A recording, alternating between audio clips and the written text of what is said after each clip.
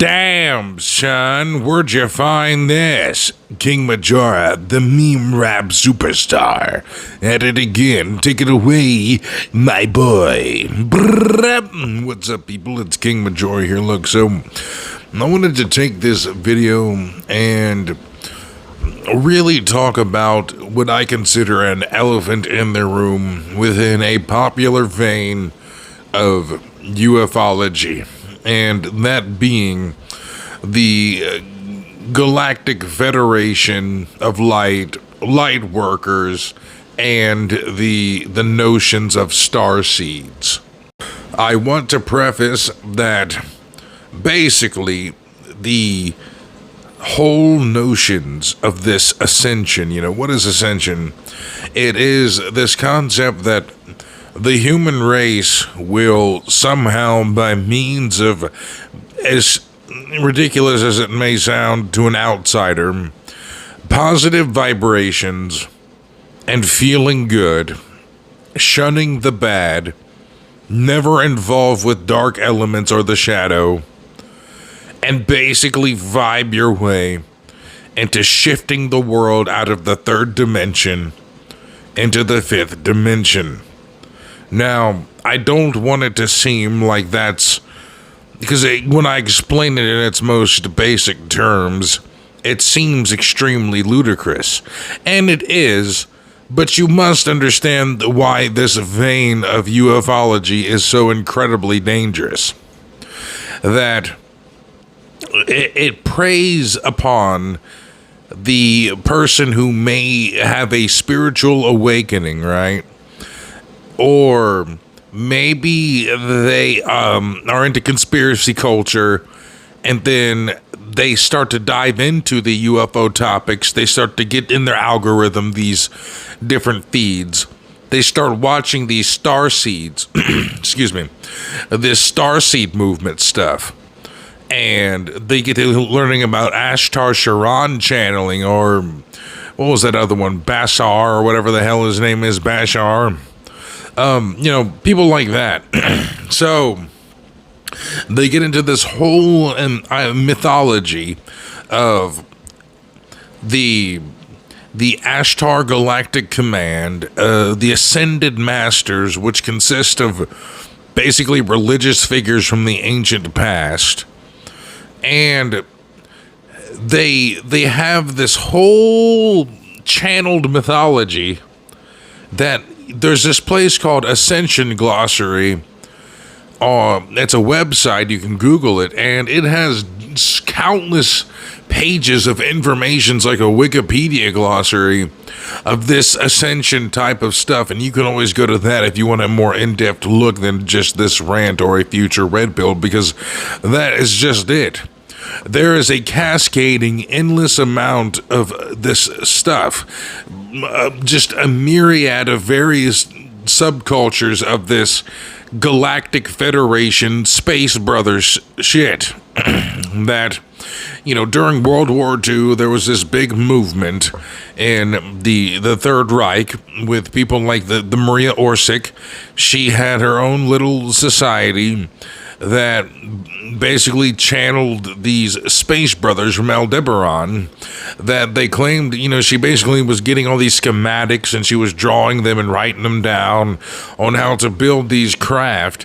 She was in some form of remote viewing communication with Nordic-like, relative-like species connected with, the methods of basically that they're space brothers, and that they're here to basically, when you connect the dots, and when you have Hitler, and who brought Hitler up with the Third Reich, not even mentioning his aspects as a potential communist, or the other theory that he's an illegitimate Rothschild.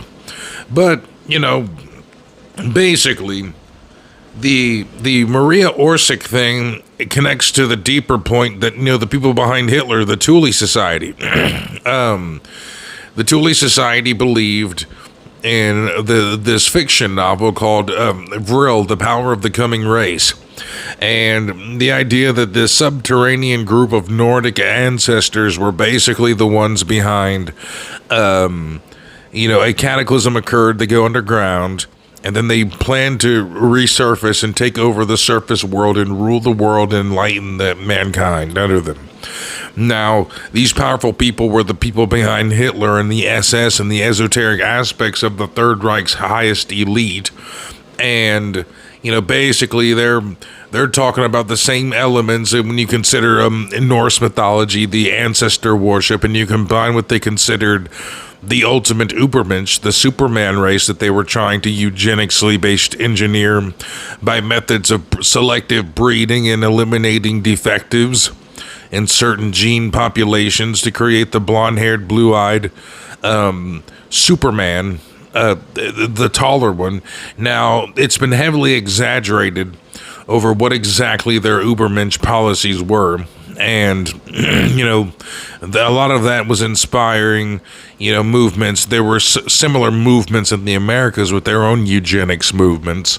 But the point remains that these intellectual class were speaking of these concepts as if there's a subterranean civilization within the catacombs of Earth that have an advanced way of life, who have lived despite a cataclysm on the Earth, giving to the concepts of the Adam and Eve declassified story, where the guy basically says that the Earth is reset through a pole shift, more or less, like all of the violence, and we're restarted as Adam and Eve, reflecting the Ragnarok, and how or any other story where the Adam and Eve story is just rebooted.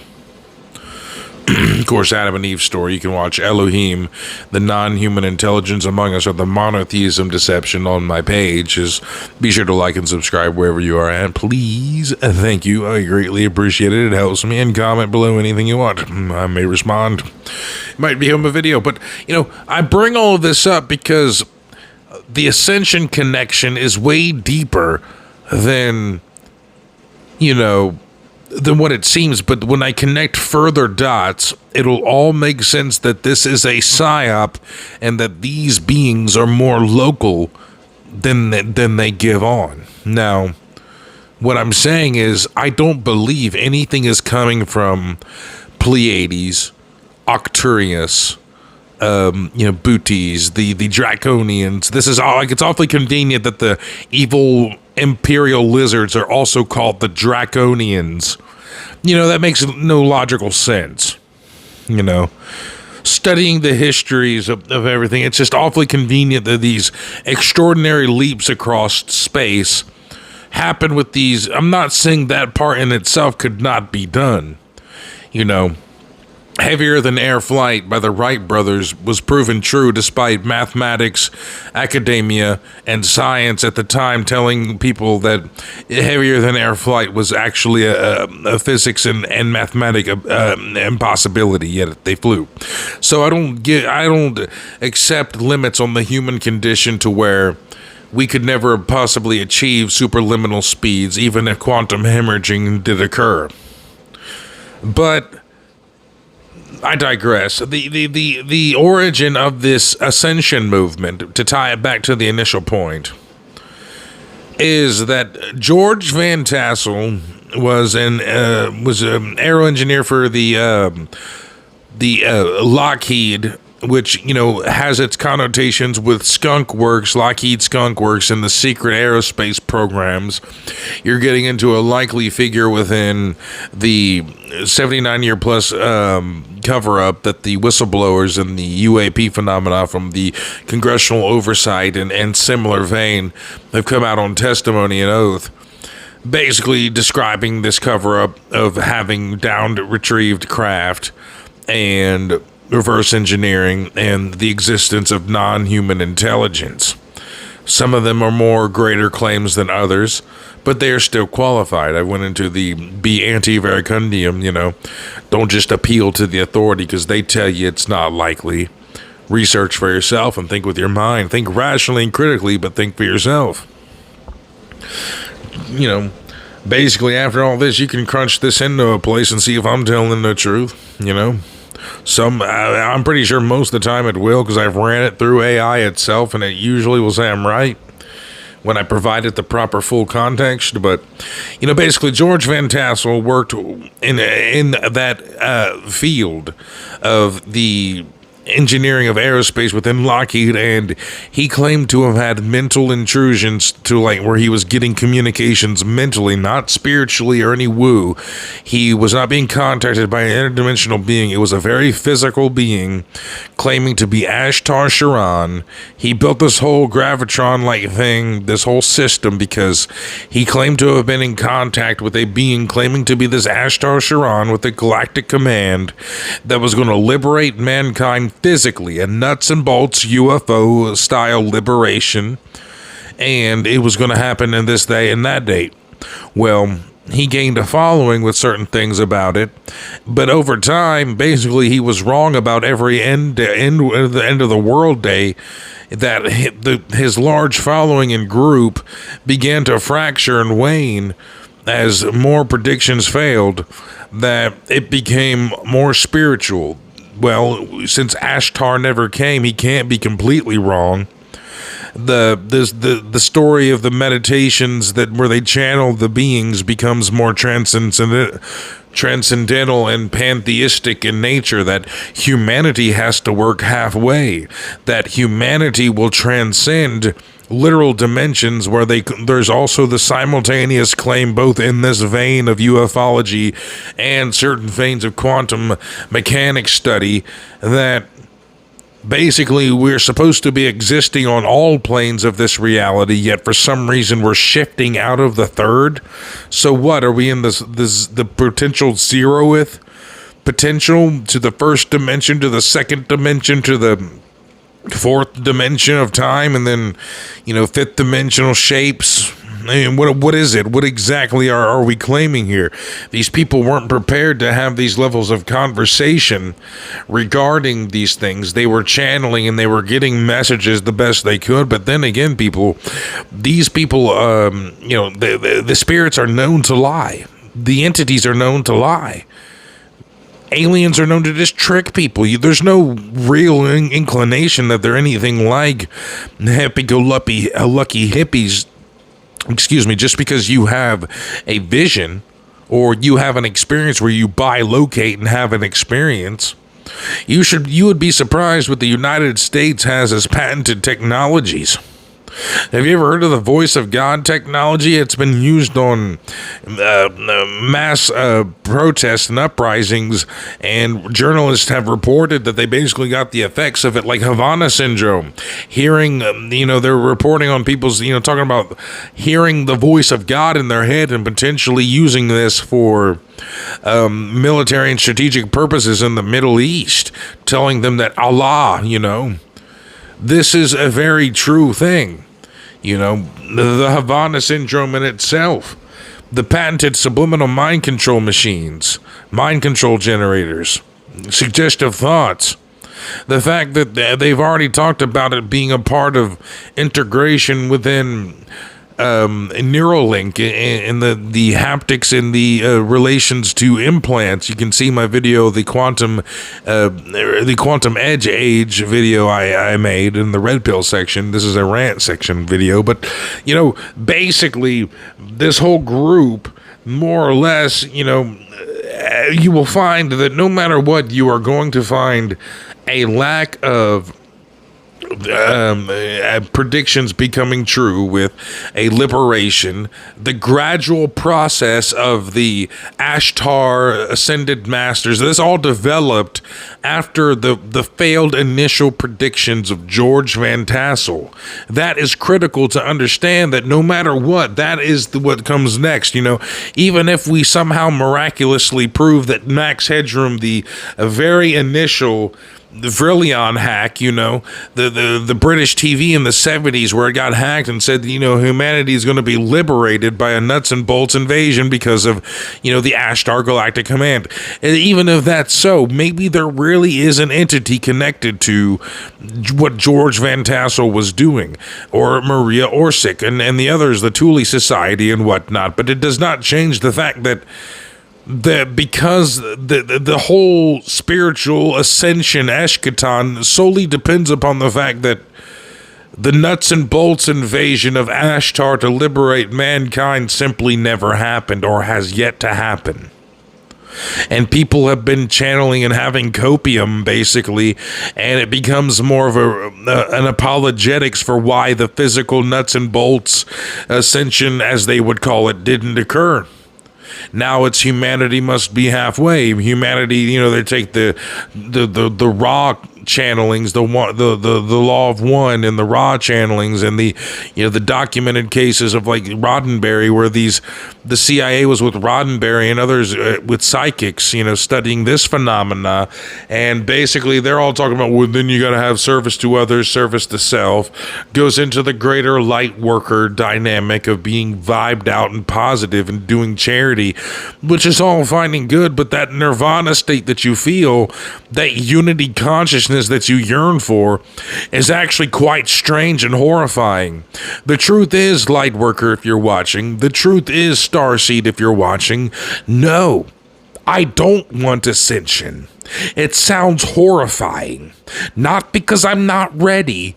You really don't understand that you're in a cult, and you probably got into that because you were isolated and basically got caught with a video that said, well, you like aliens, you studied aliens, you felt different, you've had an experience or something, therefore you're a Pleiadian, or you're a Draconian, or you're a Lyrian, or whatever. It's not real. These entities, these non-human intelligences like that may exist, but this whole nature of reincarnation, 3 cycles of starseeds by Dolores Cannon, it really lacks a physical evidence, and you're going off of meditations, feel good, and saying I trust love and light meditations and astral projection, when you don't even realize the United States government has patented technologies to deliver to you a false experience just like that. And you don't think the aliens that are definitely being disclosed now have that tech? You would be sorely mistaken. You have been psyoped on a spiritual level, and you literally just think Deus Ex Machina. No, that can't be true. I was once in the Christian religion and found it unworthy of my time and illogical. I found Starseed. That's the truth. I will never leave this delusion.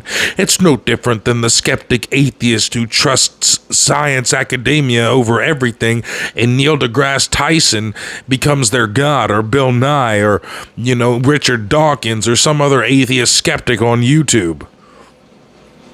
You were brainwashed and taken advantage of when you were probably isolated, having an experience of psychological, rebellion against your family, perhaps, or that more so you could have had a spiritual experience in NDE, but that would make you no different than anyone who saw heaven in the non-biblical yet culturally Christian sense. Or hell, which is not documented in the original Hebrew doctrine, which would be Sheol, the burning pit, or basically what amounts to the subterranean Helheim, Tartarus, where the lava scones and everything else, the lava, the mines of the Anunnaki, Elohim, etc., the plurality, basically all of the same things. There are evidences of these Nordic types, and the reflection and the production of the Lilu, the successful female Earth atom within the Anunnaki text reflects that it looked like Nimma and them, albinoid, the stories of hybridization, and that the Noah was brighter than the others. See, it's the same thing. So, that's all in the Noahides and why they call it relating to the white Gentiles that support them. But I digress. Basically, you're realizing that the foundations of the story is lacking a historical basis. It's favoring Nazi subterraneans of a former time that's in ancient religions. And furthermore, you have contemporary people like Billy Meyer. He's dead now, I think, but his pictures, granted, were not debunked. They clearly must be real, or they're likely real. But when he claims he's in communication with these so-called Pleiadians, They have characteristics of speaking High German. The same thing with William Tompkins, the so-called whistleblower of a secret space program involved with the Michael Sala disclosure types within this vein, who bank upon actual places like where the former Israeli space security chief Haim Ashid basically claimed there was a galactic federation here. Trump knows, and that the aliens are basically holding the humans knowing and disclosing it because they want to make sure that we're ready to even begin to comprehend what their spaceships are about and how they function. But because of that, these people like William Tompkins, Corey Goode, David Wilcock, that vein of the more serious Ashtar Galactic Federations, when they talk about blue avians, but it still is nonsensical. They claim to be 20 and back secret space program people, and just because they have verified backgrounds does not make it true. Everyone talks about the Dr. Eric Davis testimony and how there's certain things wrong with it. I bring it up a lot just because the races that he presents, the Nordic, the gray, the reptilian-like, and the insectoid, just reflects the common ancient mythology, and even the narratives where they're talking about the more biblical angles is supported. And I'm not even a believer in any sort of religious tinge. I'm a quantum mad, basically chaos magician and meme magic and, shit like that. Basically, you're starting to see this, right? That even with William Tompkins, he speaks of them even talking with a High German language. These Nordics talking within the ancient languages of the, Germanic tribes. You're speaking of the warrior Vikings. These people were aggressive warrior-like people. I have this neurodivergent tendency to basically have the mindset of a bloodthirsty Saiyan. I have a heart and compassion, but I do have this weird sense of just being a Saiyan is the greatest thing from Dragon Ball Z, a Viltrumite, reflecting the more Germanic ancestry within me, the more European, ancestry. It's so reflective in just me. I also have a bigger head. It's a weird story, but basically my head's bigger than both of my parents. I'm tall, I'm 6'5", I can prove this. And all the things I've mentioned within my personal case, I can at least say that there's something strange about me to the point where I might be some unbeknownst to me hybrid that basically was born after the conception of the egg and the sperm from my mother and my father, enhanced just to be an augmented, as they would say, transitional fossil in a sense. Like so many others, I'm not claiming to be unique or divine in any sense, but part of the hybridization program that appears to be consistently going on throughout history. I mean, you consider the people like from the founding fathers of America, George Washington and Mount Vernon House. These houses were incredibly small, people.